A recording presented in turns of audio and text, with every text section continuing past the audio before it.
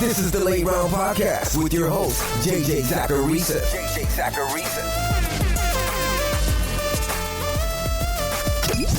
What's up, everyone? It's JJ Zachariason, the editor-in-chief over at NumberFire.com, and this is episode 141 of the Late Round Podcast, one of the many shows that are part of the NumberFire Podcast Network. Thanks for tuning in. I'm very fortunate to have a platform where I can talk about what I want to talk about, and then all the while have really awesome conversations with people from all over the world. Like, it's still mind-blowing to me that I have a podcast that people actually want to listen to.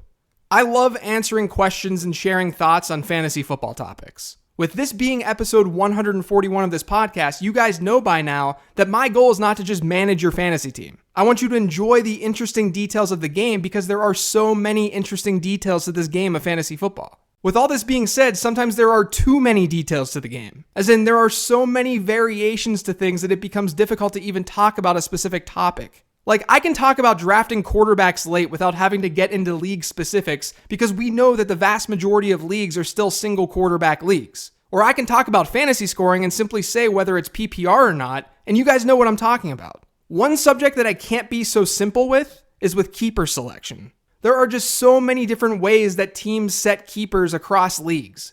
Each league will have different players being kept. They'll have a different number of total keepers being selected. They'll have different costs associated with each keeper. It just makes for a really not so straightforward thing to talk about. But even still, my goal today is for you to end this podcast feeling a little bit better about your keeper selection or selections than you did when you first hit play. I'll be honest though, this isn't really a show like the Superflex one that I did last week where I'm going through an exhaustive study with lots of math and numbers. We're definitely going to be taking a logical and mathematical approach here, but this is going to be way less intense. I promise you. If last week was like watching a final season episode of Breaking Bad, today's going to be like watching an episode of The Office. I know a lot of you are looking to select your keepers because you're emailing me about it all the time. So I've broken up sort of my process when selecting a keeper into 3 questions that you should ask yourself before selecting yours. We'll go over each of these questions today, and then I'll get into some listener-specific examples that might help you guys as well. Okay, so question 1 to ask yourself when making your keeper selections. Who would you be selecting instead of that keeper? Aren't you guys glad that you're listening to the show? I bring the heat. I bring the stuff that you don't think about yourself. In all seriousness, people don't think about this when they're making their selection. And by this, I mean the same thing that I talked about on last week's Superflex show, and that's opportunity cost. Just to reiterate what I said last week, opportunity cost is the loss of potential gain from other alternatives when one alternative is chosen. When you choose one thing, what you don't choose is your opportunity cost. So when you go and keep a player, your cost to keep that player isn't just what you're spending for that player. It's your alternatives. It's who you're foregoing the chance to have by keeping that guy. This is where things can get difficult when answering keeper questions from listeners. Let's pretend Devonta Freeman can be kept for an early second-round pick in your draft. You come to me and you say, "Hey JJ, should I keep Devonta Freeman for a second-round pick?" Well, according to FantasyFootballCalculator.com, Freeman is leaving draft boards in the middle of the second round.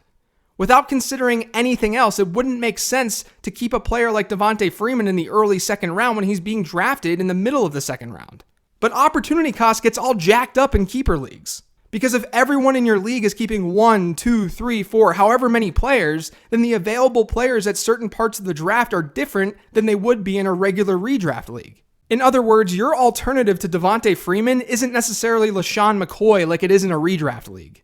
It could be Rashad Penny. Or if there are a lot of potential keepers, it could be someone even worse. Because we should assume that teams are keeping actual good players. If you're debating whether to keep this one guy, maybe like Devonta Freeman, don't look at his keeper cost and compare it to his ADP. Look at his keeper cost and compare it to the alternative options you may get at that cost based on the players who are available. The thing is, though, your keeper selection isn't always going to come down to just one player and whether or not you should keep him. You usually have a few guys that you're considering, and each of those players have different costs associated with them. So the second question to ask yourself when making your keeper selection is, what type of cost savings is your keeper generating? Maybe you're facing the choice to keep Chris Hogan for a 15th round selection or Todd Gurley for a first. How do you know if what Todd Gurley is providing you is going to be better or worse than Chris Hogan given these costs? This is where you've got to start doing a little adding and subtracting. In an ideal world, you could just plot historical average draft position versus actual points scored, find the number of points we'd expect a player to score at that average draft position, and then just compare that total to a player's projection. Let me explain. Let's assume that you can keep Todd Gurley for a 50th overall pick. Historically, at pick 50, running backs have scored about 160 PPR points. So Todd Gurley's fantasy football expected point total at that spot is 160. If Gurley is projected to score 300 points this season, then that difference, the 300 minus the 160, is Gurley's overall cost savings. That's the advantage in keeping Todd Gurley. It's 140 points.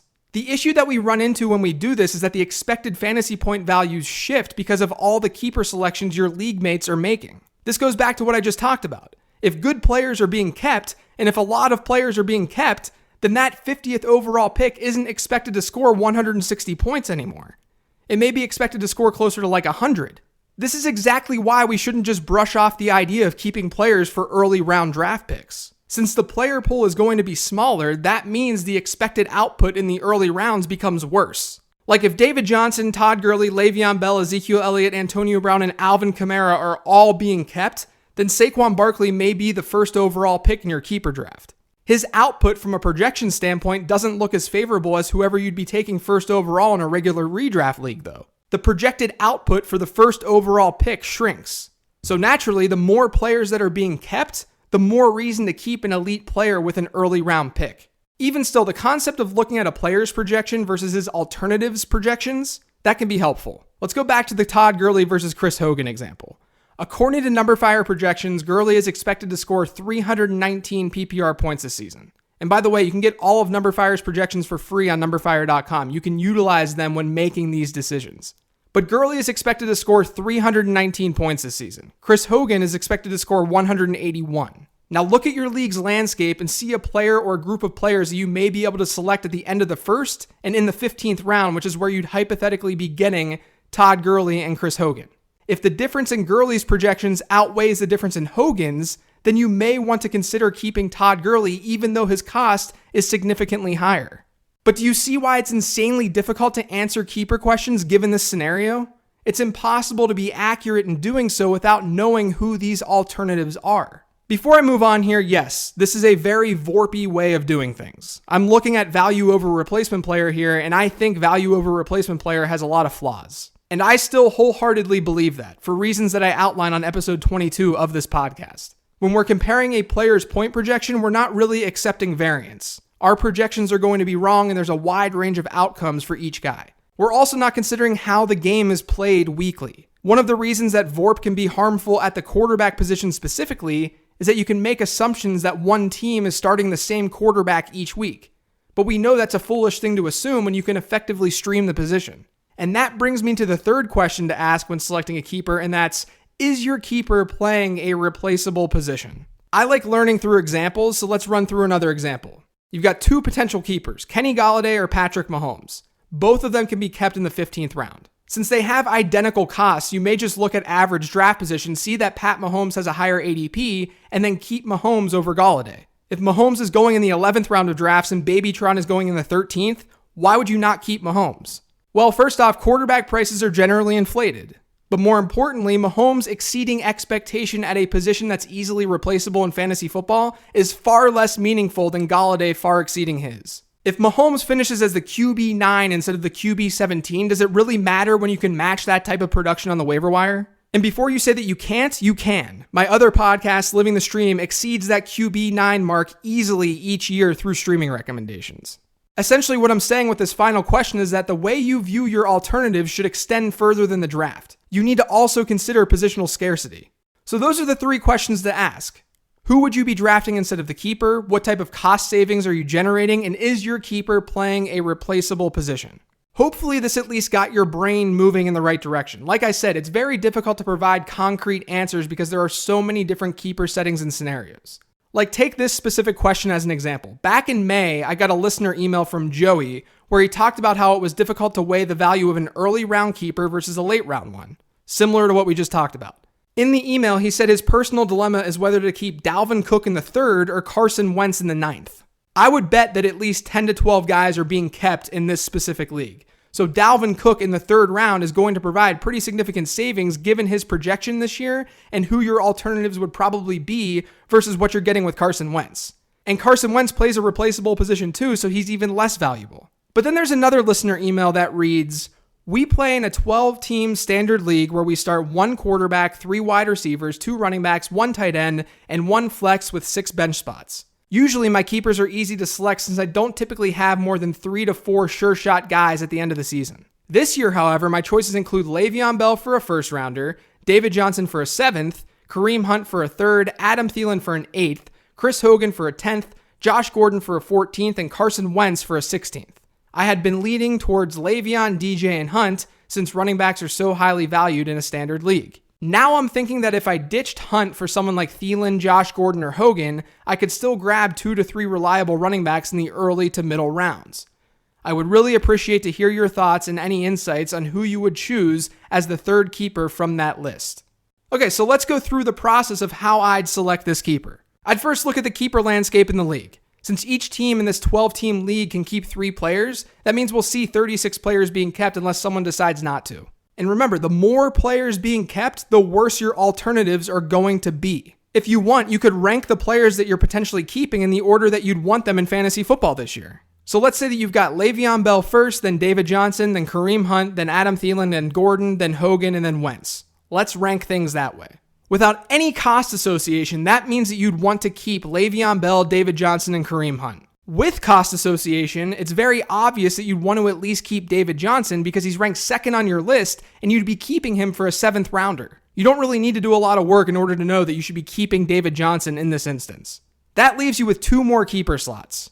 You know that we probably don't want to keep Carson Wentz because of the replaceability aspect that I talked through earlier, so that crosses him off the list. And since we rank Josh Gordon ahead of Chris Hogan, we can cross Hogan off the list too because Gordon has a cheaper cost and he's ranked higher. That leaves us with Le'Veon Bell for a 1st, Kareem Hunt for a 3rd, Adam Thielen for an 8th, and Josh Gordon for a 14th. Now you just do the exercise that I outlined earlier. Find the point projections for each of these players and try to predict which types of players will be available at each keeper slot. And you know, that prediction piece may seem difficult, but really it's not that hard. All you have to do is take an average draft position list and start crossing off names of keepers. And as you do that, the cost of players in the available player pool will rise and in turn, change who those alternatives are at particular spots. Without knowing this piece of information, I can't fully answer this question. Like if I were to say don't keep Le'Veon Bell for a 1st round pick, but the best 1st round pick that you can get is Royce Freeman, then that's not very smart. If you can not keep Le'Veon Bell and then draft Le'Veon Bell with the 1st round pick, then yeah, of course, don't keep Le'Veon Bell. So to me, the only lock here, just based on the context that I have, is David Johnson. And then the final 2 spots come down to those 4 remaining players. And guys, I'm not doing this podcast to say stop sending me your keeper questions because they're impossible to answer without a ton of information. I'm just trying to push you in the right direction so that you don't have the urge to ask these questions in the first place.